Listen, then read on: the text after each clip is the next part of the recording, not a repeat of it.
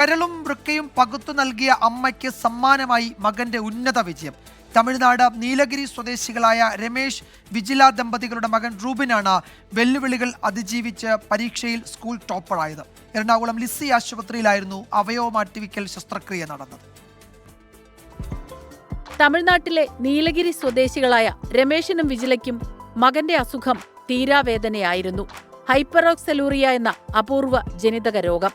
വൃക്കയുടെ പ്രവർത്തനം പൂർണ്ണമായും നിലച്ച അവസ്ഥയിലാണ് എറണാകുളം ലിസി ആശുപത്രിയിലെത്തിയത്. കരളും വൃക്കയും മാറ്റിവെക്കുക മാത്രമായിരുന്നു പരിഹാരം. അമ്മ വിജില റൂബിന് കരളും വൃക്കയും ദാനം ചെയ്തു.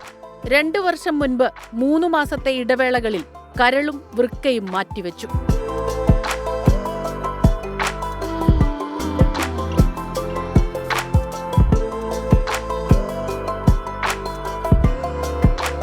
വർഷത്തിന് മുമ്പേ എനിക്ക് ലിസി ആശുപത്രിയിൽ വെച്ച് കിഡ്നി ട്രാൻസ്പ്ലാന്റ്, ലിവർ ട്രാൻസ്പ്ലാന്റ് നടത്തി. ഇപ്പം ഞാൻ നല്ല സുഖത്തോടെ ഇരിക്കുന്നു. ഇപ്പം 10th എക്സാമിൽ എനിക്ക് 461 മാർക്കുണ്ട് 500. ഇനി ഞാൻ നല്ല പഠിച്ച് എനിക്ക് ഒരു ഡോക്ടർ ആവണം.